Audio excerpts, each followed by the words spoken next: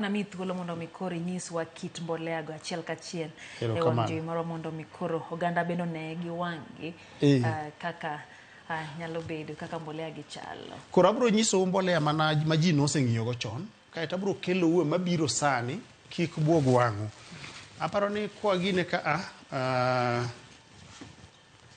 wadhi ane slide machielo.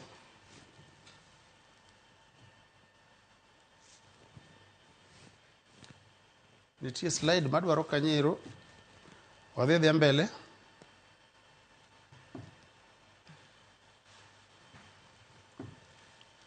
Aya. Jowa ong'eyo ni mbolea mar komo en marateng' miluongo ni DAP. Koro adwa nyisou mokwongo ni DAP ok ochuno nyaka obed rateng'. Thoth DAP manie piny ni gin rochere. To nikech chiro ma Afrika ong'iyo gi gimoro ni DAP nyaka bed rateng', koro joma lose buke gi rangi timone dyeing. Samoro iketo nyaka engine oil mosetiyo mondo obed rateng' kaka chiro dwaro. To mbolea DAP maber en DAP marachar kata ma light brown ma ok okik gi gimoro amora. Nitie DAP ma naturally rateng' milose piny mar Russia. Ibro yudo kochalo gi mae kata macha.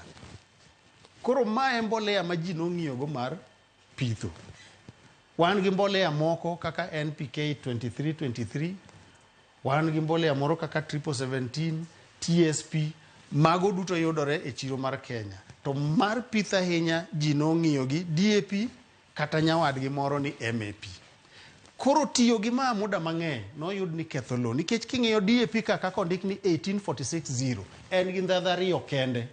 Nitrogen 18%, phosphorus 46%. Koro kitiyo go higa ka higa tichalo ng'amo kawo nyathi matin to oketo gi kuon gi ring'o pile pile nyaka kwasho komake. Mae gima nomiyo lopewa odhi obedo gi chumbi ma asido donje ma koro chuno ni nyaka walok kit mbolea midwa pithgo. Emomiyo sirikal ka nosetimo nonro nowacho ni alokuru DAP to ber to koro nyaka ruwe. Koro kwa kanyo wadwa ng'iyo ne mamoko ma gine ma samoro jopur no kong'iyo go maber. King'iyo wan gi DAP mana wacho cha. Okay? Wan gi mbolea moro makwar miluongo ni MOP kata muriate of potash. Ji mang'eny pok onene. King'iyo Kenya ka nitie kuonde mosenene kuonde bipidhe olembe, to kaka wan kaka jokonagi gi Kwaramogi, muriate of potash ni wendo kuomwa. Ng'amo nene ma wendo nyalo woni kata en matofari moregi. Wan gi mbolea moro miluongo ni polysulfate. Abro wuoye mbele kanyo nikech ende masani en okelo kok ahinya. Kaeto wan miluongo ni zinc sulfate. Gigi duto kidwaro mbolea manigi ndhadho aina 13 ma cham dwaro, nyaka irugi te, to kiruogi tibro yudo gima koro ineno kani miluongo ni blend.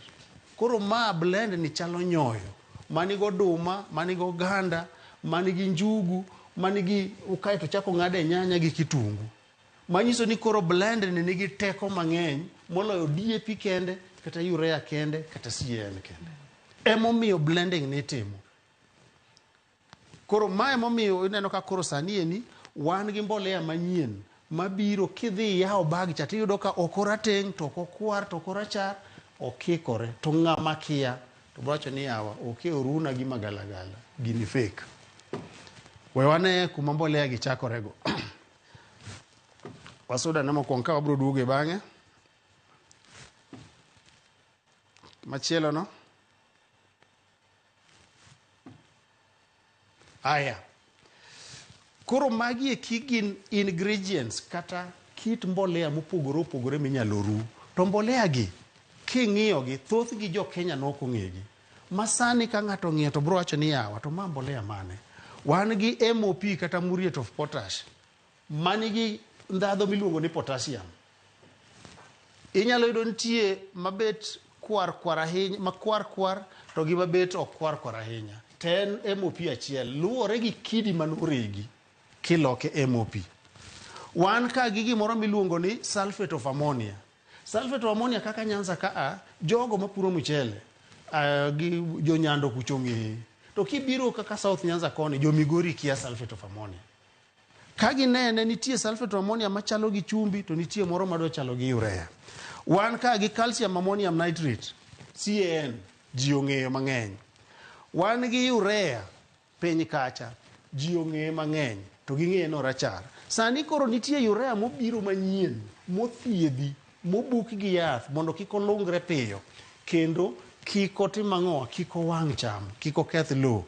Iluonge ni treated urea. Kokele bag tibiro yudo ka en urea ma blue.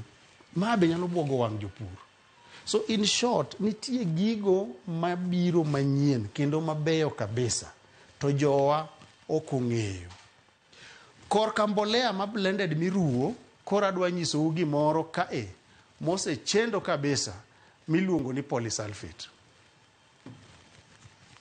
Sani kembe duto maruwo mbolea tiyo gi kidini, to nitie gimomiyo itiyo kode.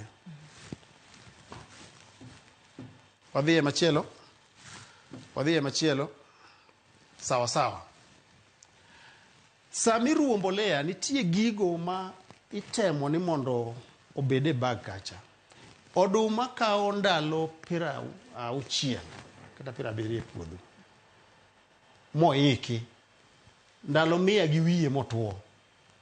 Omiyo mbolea mimiye mar komo nyaka bed ni nigi component kata nitie part malungore piyo, mamiyo oa piny. To nyaka ichak ibed gi part moro ma ok lungre piyo, malungore mos. Nikech kiketo mbolea ni gine, kiketo mbolea malungore piyo dichiel, to nyiso ni bang' jumbe moko 2 to mbolea osetimo ang'owa, oserumero, teko ne oserumo. Sani ni koro kembegi ne loso gimoro miluongo ni polysulfate. Polysulfate ni en kidi moregi to ok owang'e gi mbolea, ok owang'e gi acid moro amora. Polysulfate ni en olungore mos.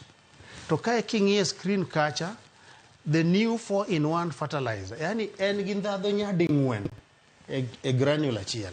En gi sulfur, en gi potassium, en gi magnesium, to en gi calcium. Manyiso ni gigi te koruwe mbolea mar komo, to already in gi ndhadho aina 4. Kichaki mede DAP, kichaki mede CN kata urea, to koro yudo ni en mbolea manigi teko sawa sawa. Moko nitie malungore sano, to ma alungore mos nyaka bang' ndalo 70. Makosa ni jopur mang'eny ok ong'eye. Koro gin ka gineno gini ni yawa oruna kidi. Nyocha neno ka Siaya ji owuok gi mau.